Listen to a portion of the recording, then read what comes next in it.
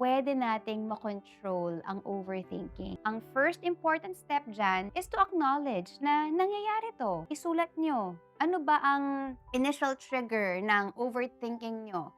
Ano naman yung mga sumunod na thoughts? Is there anything I can do about this thought? Is this something I can control? Kapag ang sagot ninyo, oo, then go.